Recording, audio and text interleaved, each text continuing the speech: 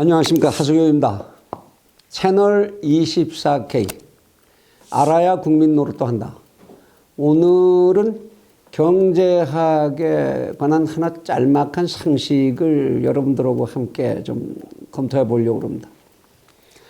우리나라 요새 경제가 안 좋다라는 것은 이제 국민적 상식이 돼버렸습니다. 경제 성장률이 1%대로 떨어질 것이 거의 명백하다.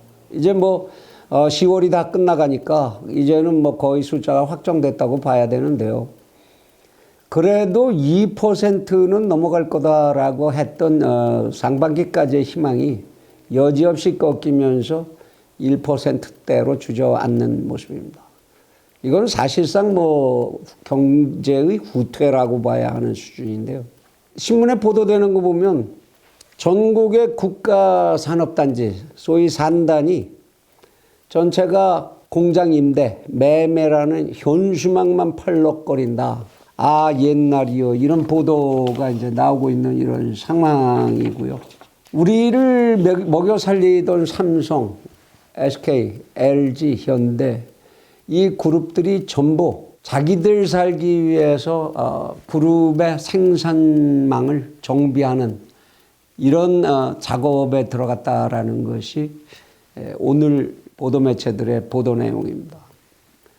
삼성 같은 경우는 대표적으로 스마트폰 생산 공장을 중국으로 20%는 넘겨줘야 되겠다. 국내에서 생산해서 경쟁력이 없고 안 되겠다. 현대자동차도 현대자동차의 전체적인 자동차 생산 의존 비율을 50% 선으로 줄여야 되겠다.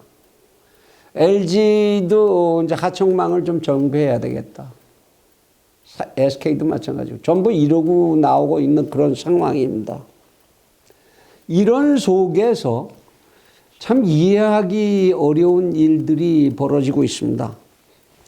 우리나라의 각 지방자치단체들까지 나서서 마구 국민들에게 돈을 뿌려주는 현금 복지, 이것이 문재인 정부 들어서 지자체의 경우만 계산을 했을 경우에 1년에 약 120개씩 늘어나고 있다고 합니다. 청년이니까 돈 주고, 아동이니까 돈 주고, 노인이니까 돈 주고, 우리나라에서 이 수당 못 받는 사람들은 이건 바보. 저도 뭔가 좀 수당 좀 받아야 되는데, 저는 유튜브 하니까 유튜브 수당 이런 거 좀 안 주나요? 여론을 이렇게 건강하게 선도하고 이러면 그런 거 좀 줘야 될 것 같은. 농담입니다. 정말 수당이 아주 만천하를 덮고 있는 모습입니다. 애기 나면 애기 난다고 돈 주고. 국민들 돈 많이 줘서 국민들이 다 잘 살게 된다고만 한다면야, 얼마를 준들 그걸 시비를 걸면 되겠습니까? 그런데, 과연 이렇게 현금성 복지로다 전부 돈을 뿌려대면 그것이 국민들을 행복하게 하는 길이냐? 그거는 그 행복은 얼마나 지속 가능하게 되겠느냐 하는 것. 이 생각을 하는 사람도 없고 그것에 관심들을 갖지 않는다는 것이 문제다 이겁니다. 정말 그렇게 돈을 뿌리면 경제는 살아나고 국민들은 행복해지는 걸까요? 아마 내년 4월에 이제 국회의원 선거를 앞두고 이렇게 퍼주기 행정이 중앙정부와 지방자치단체 경쟁적으로 또 엄청나게 많이 늘어날 겁니다. 지난번 선거 때도 우린 뭘 경험했나요? 대학 등록금 반값으로 깎아주겠다, 무슨 학교에서 급식비 안 받겠다, 유아원에 무슨 보조금 얼만큼 줘서 하겠다. 전부 돈으로 뿌렸죠. 그리고 우리 국민들은 그 돈으로 받는 걸 즐거워한 거 사실입니다. 그런 거 그렇게 막 받으면 못 써요. 아무리 얘기해봤자 아니 남들 다 받는데 나만 똑같은 세금 내고 나만 못 받으면 나만 손해 아닙니까? 요새 지방자치단체에서는 또 뭐까지 합니까? 이상한 카드까지 만들어서 그 카드로 물건 사면은 물건값을 세금에서 보충을 해줘요. 아니 어떤 A라는 사람이 물건 사는 거를 B라는 사람이 세금 내서 보충해줘야 될 이유가 도대체 뭡니까? 이런 일이 우리나라에서 지금 엄청나게 벌어지고 있습니다. 이런 거에 관한 경제학적인 관찰이 하나가 있는데요. 소위 공유지의 비극이라는 겁니다. The Tragedy of Commons. 이건 사실 경제학 쪽에서 먼저 나왔던 얘기가 아니고요. 이공계 쪽에서 먼저 나왔던 얘기입니다. 1968년도에 과학계의 대표적인 잡지죠. 사이언스지에 G.J. 하딩이라고 하는 미국 생물학자가 발표했던 논문에서 기인한 이것을 경제학자들이 가져와서 쓰면서 경제학의 하나의 논리로 자리 잡은 그런 경제학적 사례입니다. 무슨 얘기냐면 개인들의 개인적인 탐욕과 이기주의, 이것이 공익적인 가치와 어떻게 충돌하는지, 이 개인적인 탐욕과 개인주의가 지나치게 되면 이것이 결국은 자기들의 발등까지 결국 찍게 된다.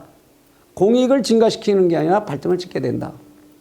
아담 스미스가 얘기했던 개인주의를 극대로 열어놔라. 그러면 그것이 다 국력이 되느니라.